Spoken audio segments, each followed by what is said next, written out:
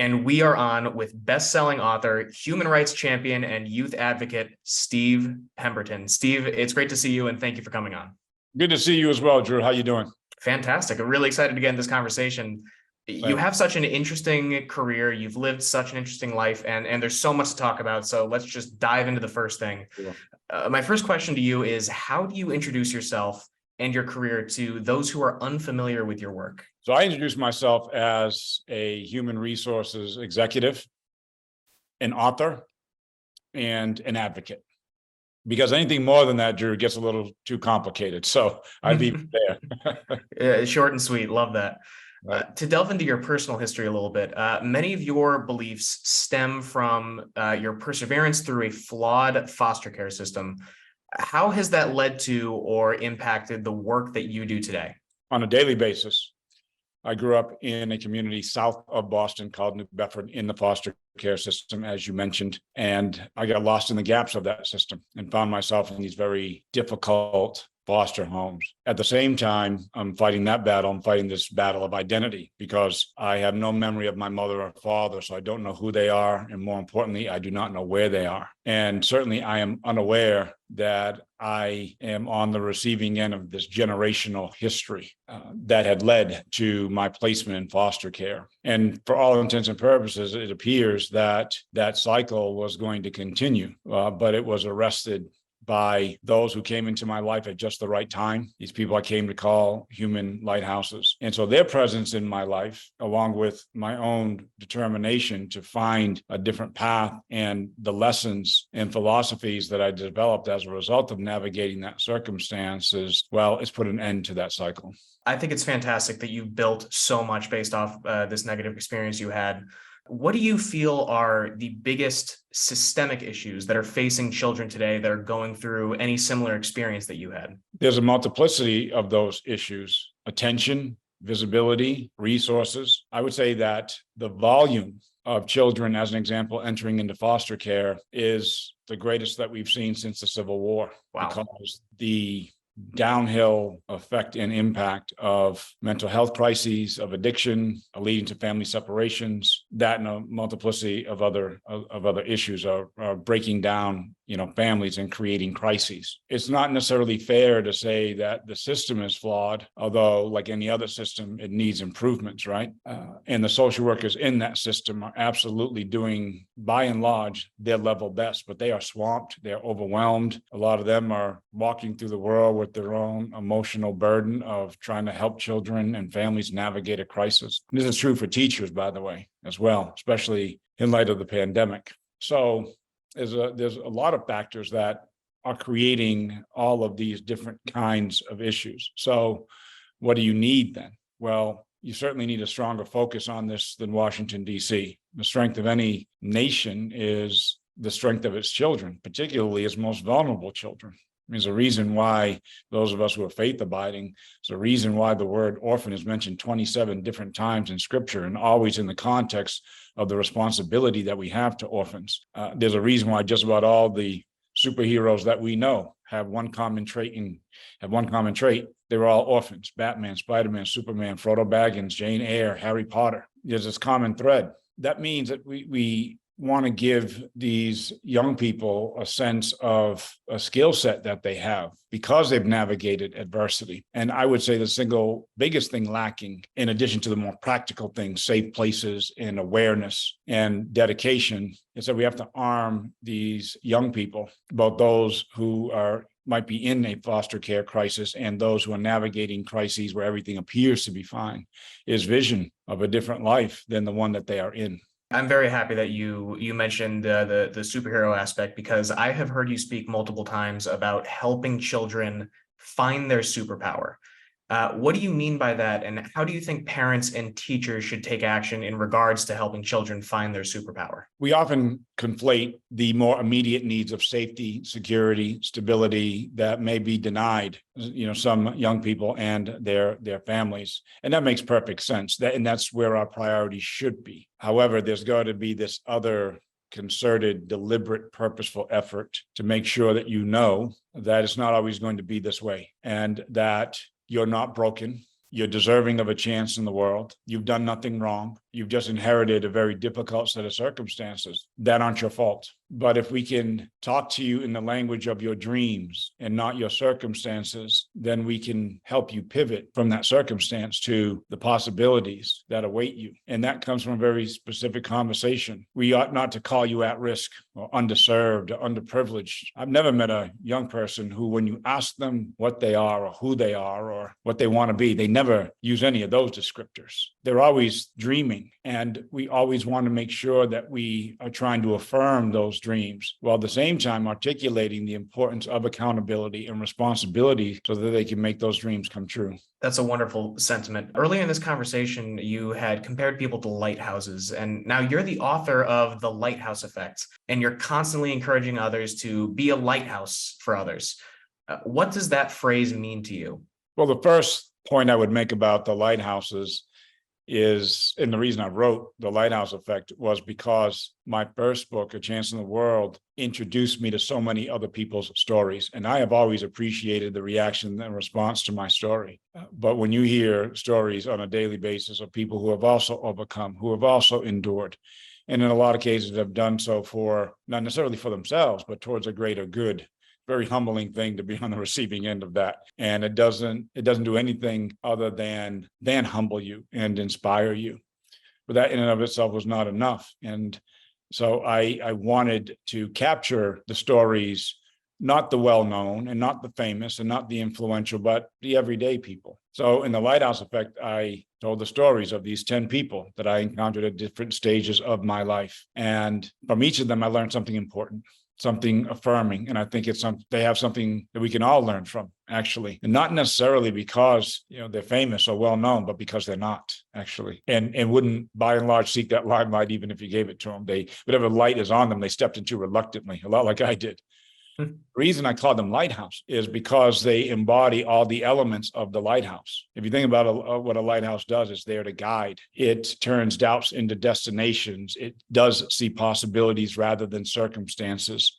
It gives what it can. It shines its light outward. So it's not necessarily focused on itself. At the same time, there's this other side of the lighthouse that's reflected in its vulnerability, because the lighthouse is in a very vulnerable place. Wherever you see a lighthouse, the one thing you know for sure is that it's dangerous wherever they are. Difficult to be a lighthouse, actually. And so for a lot of people who stand in the gaps of our society, frontline healthcare workers, as we saw during the pandemic, teachers, social workers, first responders. These are people who are very much lighthouses, and police officers. And they put themselves sometimes on a daily basis, in harm's way, firemen as an example. But they do so towards this greater good. And it's to impact somebody's life, touch somebody's life. And lastly, I'd say that the lighthouse never knows who sees it. The lighthouse never really fully grasps or understands the impact that they're having on somebody's life. Wow, you are just a fantastic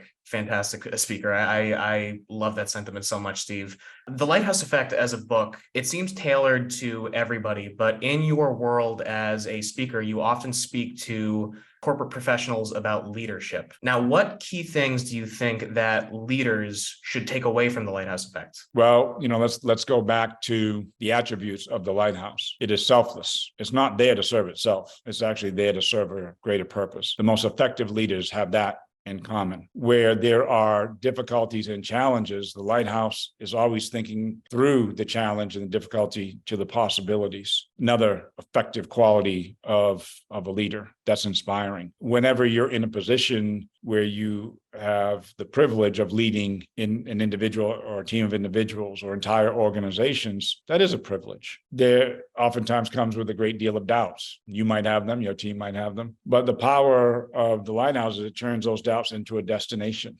Another element of the lighthouse is this idea of shining its light outward towards the greater good, not necessarily on itself. And that's a really important quality of leadership. The most effective ones that I've seen have that in common. Now, as one ascends in one's career in an organization and we assemble titles and influence and power, if you're not careful, you might begin to believe that this is all about you. And the things that make an effective leader aren't necessarily your technical capabilities, because, well, Well, you must be technically capable to ascend. Is whether or not you're helping other people grow and develop, which is another thing that the lighthouse does. It does help people manage towards safe harbor. Subsequently, its ability to create environments that are empowering and engaging and inspiring is what leads to its effectiveness. And it's why the lighthouse as a structure endures for as long as it has. As a technical matter, we don't need lighthouses anymore because we have technology, yet still it endures. And the reason for that, as near as I can tell, is because it's what we most want people to be like. Actually, the selflessness, the turning doubts into destination, the seeing circumstances through the possibility, the shining the light outward rather than inward. And doing so, recognizing that we're doing so from a place of vulnerability. That's one of the last attributes of the lighthouse, the leadership attributes of the lighthouse, that despite that, it still has this courage to encourage others because it exists in the same place that the sailor who is lost in the storm or uncertain of the destination, the lighthouse exists in the same place that the sailor does. So it's not sitting above the fray. It's actually doing and serving in the way that it is asking others to serve. I love that comparison. And I think we could all use a few more lighthouses in our workplaces. And now to zoom out and kind of get a macro view of you as a speaker, you have such a wide variety of content as a keynote speaker. What are your favorite topics to speak about to your audiences? Oh, big question. Yes, certainly leadership. Because I do think it is taken for granted. It's largely assumed that we know what it is, and I don't necessarily think that we do. I think our current climate showing that time and time again. Overcoming adversity is another. You live this life, you breathe this air. It's about navigating adversity. How do you do that? How do you build resilience? So I talk about that at great length. The power and the impact of community is another, because I do think that there is this longing in the world for authentic community and connection. And diversity, equity, and inclusion. You and I are talking at a time when we've seen a series of decisions made by our Supreme Court that are very, very difficult for those of us who have spent our life advocating for a more just, more equitable society, not a lowered bar, but a more just and more equitable society. These decisions hurt and they sting. And it's because of the inconsistency. It's the inconsistency that is particularly problematic. So if we believe, as an example, that we ought to be a race-neutral society, then let's be consistent about that everywhere we turn, and not be selective with our frustration or our disappointment or our anger. And let's also reckon with the inconsistencies where they do apply. And that's necessary at a time when the demography of the world is rapidly changing. And what's in front of us, it seems to me, is this fundamental question as to whether or not we are going to find it within us to build a national and international community of humanity, or whether we are going to descend into a million clans. I appreciate that empathy in a time that is so difficult for so many people. Steve, I think I have one more question that I want to leave you with, and that's that not many people could say that they have a movie about themselves, but in 2017, your life story and book was adapted into a film, and I have to ask you, what is it like to share that much of yourself and your work in such a personal way, but in such a different medium? Well, first, it's surreal. It's an odd thing to walk onto a movie set and you see somebody there who is playing you. And to step into scenes that are based on a book that you wrote, and they have replicated that scene with great effectiveness. So much so that you think you're time traveling. You have to ask yourself for just a moment, so what time am I in? Am I in the current time or in a past time? Here's the other way I would answer that question. And I think this answer is true for any of us who have this whisper in our heart that says, I need to share, I need to do more, I need to say more. Had I known how important my life journey was to so many people, I would have done it a lot sooner. For people to step into a movie theater, in this case, pull up one of their streaming applications and see a journey that is not exactly like theirs, but shares mutual chapters, and to be inspired by it, that's very humbling. And it's a privilege. In working with the producers, I was not necessarily focused on the shine of it, the affect and, red carpets and all of that. I was really thinking of the 12, 13-year-old version of me, because had I seen a movie like that when I was 12 or 13 years old, it would have affirmed that whisper in my own heart that this life was not always going to be this way. And that was my primary audience, actually. And so to see time and time again what it means and what it has meant to so many others. It's humbling. Yes, it's a privilege. Yes, but it also sits on this higher plane, because what it says to me unequivocally is that the reason that I came through those storms intact was not for me, wasn't for me. It was clearly so that it might be a small example of what's possible. So to that end, I'm not exceptional, nor am I an exception. I'm more of a reflection of what really is possible. I think that so many other people would get caught up in the publicity and the image. And I love that for you, the message comes first. Always has, always will. But remember where that comes from. It comes from what is on the other scale. So yes, there is certainly that element of shine, but it's very shallow, to be transparent. I mean, I find it to be shallow. I find it to be fleeting. There's something that is on the other scale that's much heavier, much more important, and that is about impact. It would be a betrayal of those who stepped into my life to be focused on the shine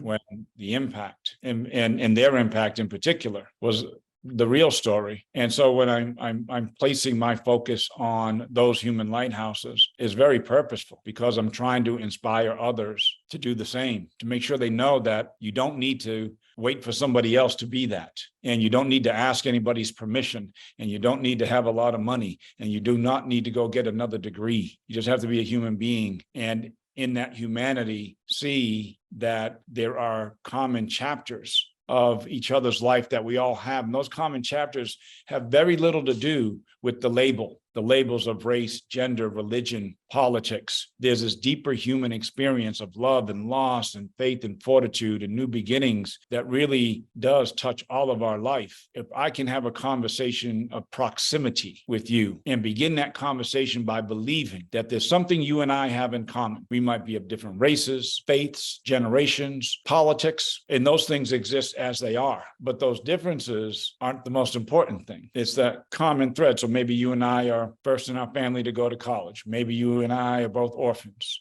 Maybe you and I both come from families with military histories. If I enter into any situation believing that that exists, that common thread exists, then it means now that our job, your job, our job is to find that common thread. I think there'd be a lot more healing in the world. That is exceptional, and I couldn't agree more. I think that's a fantastic place to conclude this conversation. Steve, I just want to thank you again for your time. This was lovely. Thanks, Drew. Appreciate you. Absolutely. And to our audience, thank you for tuning in.